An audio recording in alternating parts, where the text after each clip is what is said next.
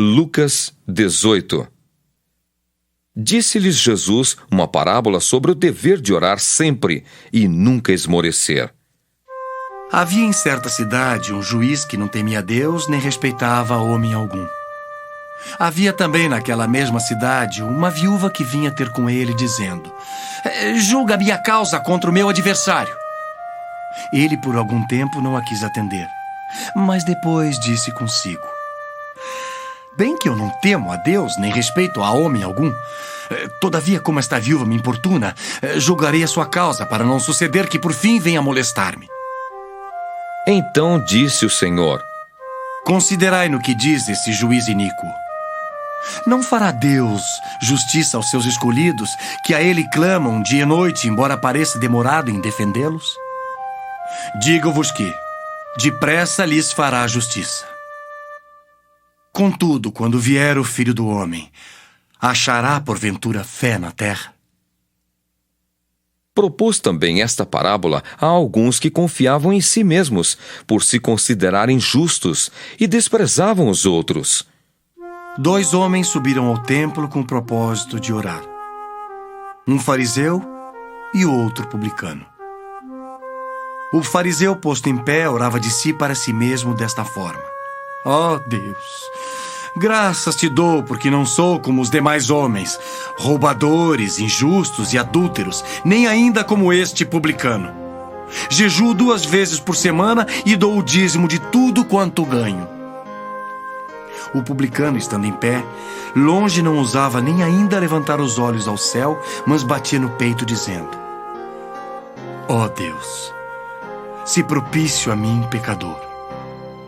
Digo-vos que este desceu justificado para a sua casa, e não aquele. Porque todo o que se exalta será humilhado, mas o que se humilha será exaltado. Traziam-lhe também as crianças para que as tocasse, e os discípulos, vendo, os repreendiam. Jesus, porém, chamando-as para junto de si, ordenou: deixai vir a mim os pequeninos, e não os embaraceis, porque dos tais é o reino de Deus. Em verdade vos digo, quem não receber o reino de Deus como uma criança, de maneira alguma entrará nele. Certo homem de posição perguntou-lhe: bom mestre, que farei para herdar a vida eterna? Respondeu-lhe Jesus: por que me chamas bom? Ninguém é bom senão um, que é Deus. Sabes os mandamentos: não adulterarás, não matarás, não furtarás, não dirás falso testemunho, honra teu pai e a tua mãe. Replicou ele: tudo isso tenho observado desde a minha juventude. Ouvindo-o Jesus, disse-lhe: uma coisa ainda te falta. Vende tudo o que tens, dá-o aos pobres e terás um tesouro nos céus. Depois vem e segue-me. Mas, ouvindo ele estas palavras, ficou muito triste, porque era riquíssimo. E Jesus, vendo-o assim triste, disse: quão dificilmente entrarão no reino de Deus os que têm riquezas. Porque é mais fácil passar um camelo pelo fundo de uma agulha do que entrar um rico no reino de Deus.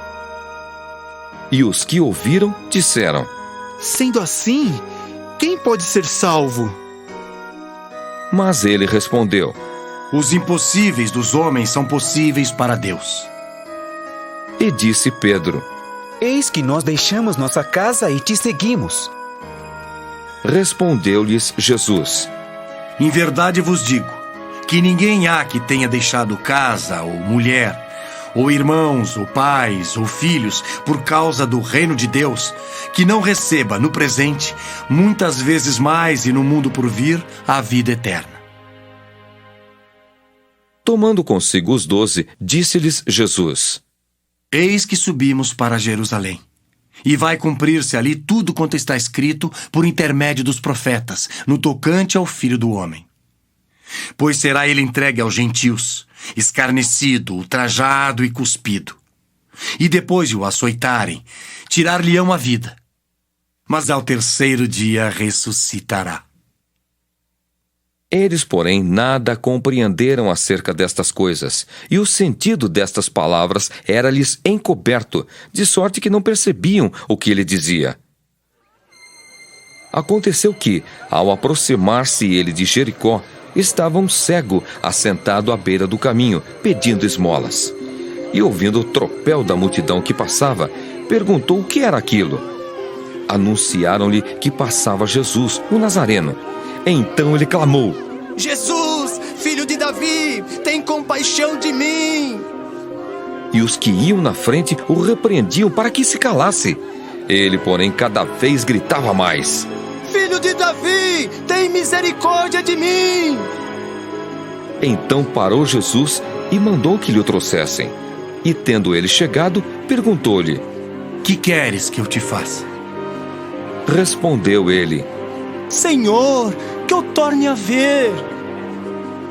Então Jesus lhe disse: Recupera a tua vista. A tua fé te salvou. Imediatamente tornou a ver e seguia-o, glorificando a Deus. Também todo o povo, vendo isto, dava louvores a Deus.